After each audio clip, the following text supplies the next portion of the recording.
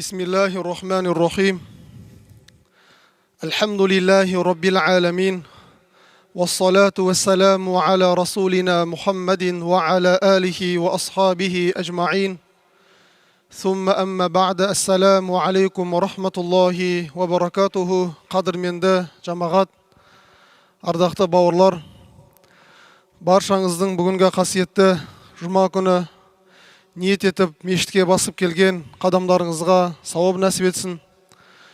Өткен жұма менен осы жұманың арасындағы пенделік, қателік, кемшіліктерімізді жаратқан Алла Тағала өзінің мейірімі менен кешірген болсын. Бүгінгі жұма барша мұсылман жұртшылығына құтты, берекелі болғай. Бүгін жұма уағызында сіздерменен пара беру және жемқорлықтың зардабы тақырыбында уағыз насихат айтатын боламыз. Енді адам баласына берілген нығметтердің саны өте көп. Алладан берілген ұлы нығметтердің бірі адал ризық. Бұл Алла Тағаланың шексіз мейірімінің бір белгісі. Сізге келіп жатқан табыстың көзі күмәндардан, күнәлардан аулақ болса, ол нағыз адал ризық болады. Сонда ол жерге Алла Тағаланың берекесі келеді. Ол тапқан табыстың сіз үшін пайдасы зор болады. Енді табыстың көп болуы, ол берекенің көп болуы деген сөз емес. Немесе табыстың аз болуы, берекенің аз болуы деген сөз емес. Кей жағдайларда табыс көп болып, берекетінің болмай жатқан екендігінде естіп жатамыз. Немесе кей жағдайларда келетін табыстың аз екендігін көріп, сонымен қоса берекеттің ол ойламаған көп болуын естіп жатамыз. Демек, тапқан табысқа берекет беру ол жаратқан Алланың құзырындағы бір іс екен. Ал бірақ жұмыр басты пенде мына дүниеде өмір сүріп жатқаннан кейін адал түрде ризық табуы, адал түрде кәсіп жасауға адамзат бұйырылған екен. Алла Тағала қасиетті Құран кәрімде Аузу биллахи минеш шайтанир раджим. Валау анна ахлал қура аману ваттақау. Егерде әлгі бір елді мекен Аллаға иман келтіргенде еді, олар толық Аллаға бойсынып, оған қарсы келмегенде еді, лафатахна алейхим баракатим минас самаи вал ард. Біз ол елді мекенге міндетті түрде аспандардың, жерлердің есіктерін ашып, оларға мол берекеттерді жіберетін едік деген аят бар екен. Яғни осы аяттың негізіне біз бір сәт назар салып қарайтын болсақ, берекенің заңдылығы, береке толық Алла тарапынан болады екенді, ал адамдардан талап етілген нәрсе сол Алланың бұйрықтарын орындау екен. Бірінші оған иман келтіру керек. Аллаға иман келтіріп болғаннан кейін, енді тіліңізбен оны растайсыз, жүрегіңізге оны бекітесіз, одан кейін барып Алла Тағаланың бұйрықтарын бұлжытпай орындағанда, оған қарсы бір іс жасамағанда, Алла айтып жатыр, лафатахна, міндетті түрде біз ашатын едік. Нені ашамыз дейді? Баракат, яғни берекеттерді ашып қоятын едік. Ол аспаннан келеді, ол жерден келеді, ол адамдардан келеді. Әйтеуір жан-жақтан тақуалық қылған адамға, иман келтірген адамға Алланың беретін берекеті зор екендігін айтады. Енді қоғам болғаннан кейін әрбір елді мекен осы жер бетінде қыбырлап өмір сүріп жатқан адам, көпшілікпен өмір сүріп жатқаннан кейін көптеген жүрек дерттері бар. Сол дерттердің ең үлкені бұл міне осы парақорлық екен. Парақорлық жайлаған жерде Алланың берекеті болмайды екен. Жемқорлық белең алған ортада Алланың берекеті де азаяды екен. Алланың берекеті кеткеннен кейін әрине адамда қанағат деген сипатта жойылып, адамның бойында қанағатсыздық билегеннен кейін адамның көзі де, адамның асқазаны да ол ешқашан тоймайды екен сонда. Ал егер де Алланың берекеті келгенде, сол ортада қанағат деген сипат орын алғаннан кейін адамның көзі тояды, адамның қарны тойып, өзге адамдарға жағдай жасасам ба екен деген сипат өздігінен пайда болатын екендігін біздің шариғат үйретеді. Енді жемқорлықтың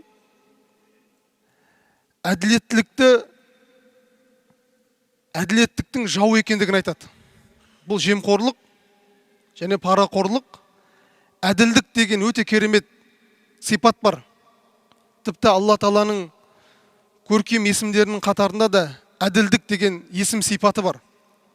Міне осы әділдік сипатында біз бүгін таңда ұлдарымызға, қыздарымызға осы әділдіктің туы болсын деген секілді мағынадағы есімдер де қойылып жатады.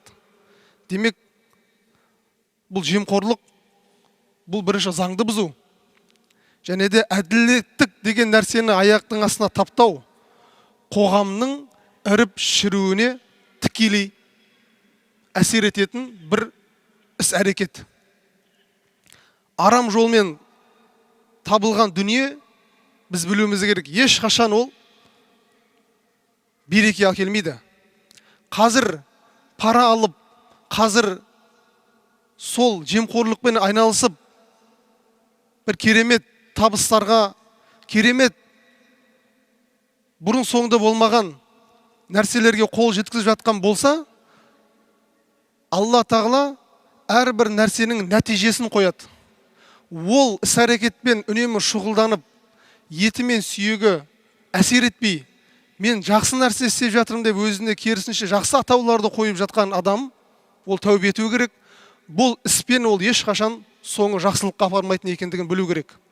Алла Тағала қасиетті Құран кәрімде Аузу биллахи минаш шайтанир раджим ва ла та'кулу амвалакум байнакум бил батил. Сіздер өз ара бір-бірлеріңіздің мал мүліктеріңізді арам жолдармен жемеңіздер. Бұл жердегі арам жол дегенде тәфсір ғалымдары ұрлау, тонау, алдап арбау, қиянат жасау, өсім белгілеу және құмар ойындары секілді жолдарымен бір-бірлеріңіздің мал дүниелеріңізді жемеңіздер. Және وَتُدُلُوا بِهَا إِلَى الْحُكَّامِ لِتَأْكُلُوا فَرِيقًا مِنْ أَمْوَالِ النَّاسِ بِالْإِثْمِ وَأَنْتُمْ تَعْلَمُونَ. Сондай-ақ өздеріңе тиесілі болмаған дүниені алу, хам ел жұрттың дүниесінің бір бөлігін біліп тұрып күнәлі жолдармен жеу, пара ретінде басшылыққа беруші болмаңдар.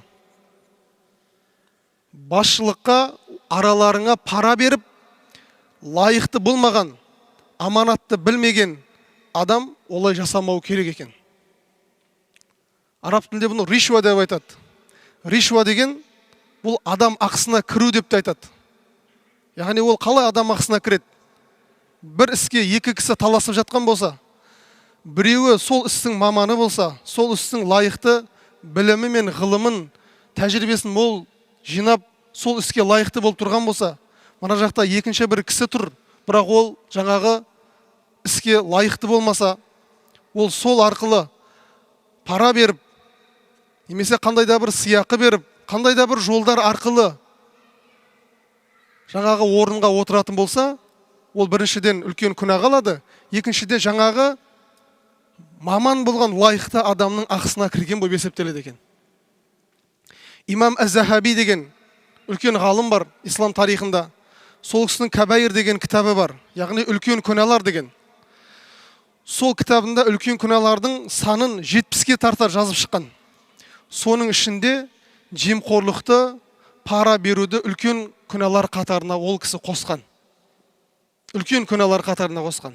Ал енді және Құран кәрімде Алла Тағала Мәйда сүресінің 42-ші аятында «Самма'уна лил-казиби аккалуна лис-сухт». Олар өтірік сөз естуге жаны құмар болады.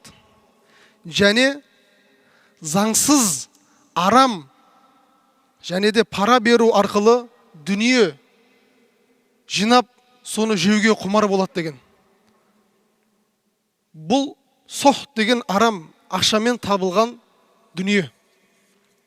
Ал енді пайғамбарымыз саллаллаху алейхи уассалам өзінің бір сөзінде ла'ана расулуллахи саллаллаху алейхи уассалам ар-раши вал мурташи. Абдулла ибн Амр жеткізген хадисте Алла елшісі, оған Алланың салауаты мен сәлемі болсын, пара беруші мен пара алушыны Алла елшісі лағнеттеді дейді. Екінші бір хадистерде пара алушыны, пара берушіні және осы екеуінің ортасында дәнекер болған адамды да Алла елшісі Мұхаммед пайғамбар лағнет етті деген хадистер бар екен. Ал енді сізбен біз түсінуіміз керек, Алла елшісінің лағнеті ол тікелей қарғыс айтуы болып табылады, құрметті жамағат. Лағнет бұл қарғыстың бір мағынасы, бұл жақсылық қалып бармайтын екендігінің бір көрінісі. Ертең қияметте пайғамбарымыздың шапағатына барша адам баласы мұқтаж болған сәтте әлгі лағнетке, қарғысқа ұшыраған адамдарға пайғамбарымыздың шапағаты түспеуі де мүмкін. Сол іс әрекеттен адам өзін аулақ ұстауы қажет екен. Пайғамбарымыз саллаллаху алейхи вассаламның өмір сүріп тұрған дәуірінде Мәдина қаласында жүрген кезде пайғамбарымыз өзінің орынбасары ретінде бір сахабаны шалғай елді мекенге, ислам дінін қабылдаған елге өзінің орынбасары етіп зекет жинауға жібереді. Сонда әлгі сахаба пайғамбардың артынан келіп отырып, әлде елді мекенге келгеннен кейін сол елдегі қой бар, сиыр бар, түйе бар, зекет жинау керек қой. Сол кезде сол жердегі кісілер әлгі пайғамбардың артынан келген адамға өте әлсіз, арық, жарамай қалған заттарды зекеттеп шығарып, әлгі кісінің өзіне арнайлап қосымша сыйақы береді. Сөйтіп ол кісі келіп, Мәдинаға келгеннен кейін жаңағы зекеттердің барлығын тиісті орынға бөледі және өзіне де сыйлық алып, пайғамбарымыз саллаллаху алейхи вассаламға да мынау міне сол елді мекеннің сізге беріп жіберген сыйлығы деп пайғамбарымызға бір сыйақы ұсынады. Сонда Алла елшісі саллаллаху алейхи вассалам жанындағы адамдар үндемегенмен де пайғамбарымыз бұл іс пайғамбарға жақпайды.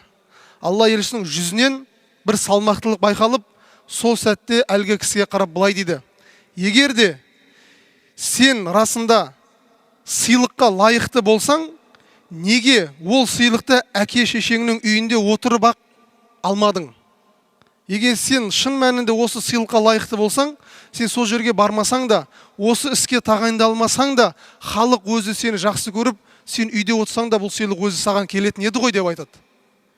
Яғни бұл айтылған сөз, сен бұл іске сыйлықты алуың, бұл параның бір көрінісі. Алла елшісі міне содан кейін арадан көп өтпей мінберге шығып, уағызға, халыққа, жұртшылыққа насихат айтты. Аллахқа мадақ айтқаннан кейін пайғамбарымыз сөзін бастап былай дейді: Алла маған жауапкершілікті артып, сендерге басшылық етуді тапсырды. Мен біреулеріңді белгілі бір қызметке тағайындаймын, артынша әлгі адам келіп, мынау халықтың малынан, ал мынау маған сыйлық деді. Егер ол шынымен сыйлыққа лайықты болса, неге сол сый оған ата-анасының үйінде отырғанда келмеді? Мұқият тыңдаңыздар. Кімде-кім сеніп тапсырылған істен заңсыз бір нәрсе алса, қиямет күні сол алғанын арқалап Алланың алдына келеді.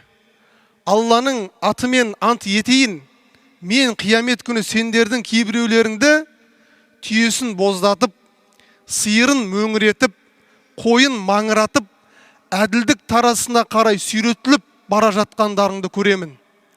Сосын пайғамбарымыз екі қолын көкке көтеріп: уа Алла, мен жеткіздім, көзім көрді, құлағым естіді, мен жеткіздім деп 3 мәрте сөзін қайталады. Яғни бұл пайғамбарымыздың насихаты, бұл пайғамбарымыздың үндеуі тек сол замандағы адамдарға ғана емес, бәлкім пайғамбардың артына ілескен қияметке дейін келетін әрбір мұсылманмын деген жанға қаратылып айтылған сөз екен. Құрметті жамағат, мына қысқа дүниеде қамшының сабындай ғұмырында уақытша келетін рахаттарға алданбай, өзімізді осы бір үлкен күнәлі іс әрекеттерді көрген кезде барынша нәпсімізді тоқтатып, бұл істің қате екендігін сезінуіміз қажет екен. Өйткені жемқорлықтың зардаптары да өте орасан зор қоғамға. Біріншіден, білімсіздік жайылып кетеді. Яғни шала білім, дұрыс емес алған білім, ғылым ол қоғамға, елге зиянын береді. Және біліксіз дәрігер, біліксіз мамандардың көбеюі. Ал елде бір ғалымның айтқан сөзі бар. Параның ең үлкен 3 зардабы бар дейді. Біріншісі шала дәрігерлер көбейеді деген. Және шала тіл мамандары көбейеді деген. Яғни шала дәрігерлер көбейеді деген сөз, ол оқымай, жаңағыдай ақшасын беріп, ол сабаққа бармай, ол маман болмай, ертең қолға құжатын алып, жұмысқа кіріскен кезде, алдына шын науқас келген кезде, сол науқастың қалай емделу керек екендігін білмесе, нағыз міне қоғамға, халыққа беретін зияны осы жерде шығады екен. Және де әділетсіздік кең етек алып кетеді. Қалыптасқан жүйе өзгеріп кетеді. Сөйтіп, соңында бұл жаңағы парақорлықтың елге, жерге беретін зияны өте көп екен, құрметті жамағат. Алла тағалам елімізді, жерімізді осындай індеттерден сақтасын. Ұрпақ өсіріп жатқан әрбір шаңыраққа ұрпақтарымызды Алла тағала бұндай індеттен, бұндай іс-әрекеттерден бойын аулақ ұстауды Алла нәсіп етсін. Алла тағала ниетімізді қабыл етсін. Екі дүниеде жүзімізді жарық етіп, ауыр үлкен күнәлардан Алла елімізді, жерімізді, ұрпағымызды сақтасын. Әрқашан пайғамбар саллаллаху алейхи вассаламға лайықты үмбет болуды, жаратқан Аллаға шынайы құл болуды біздерге нәсіп ет. Ва ахиру дауана анилхамдулиллахи раббил аламин.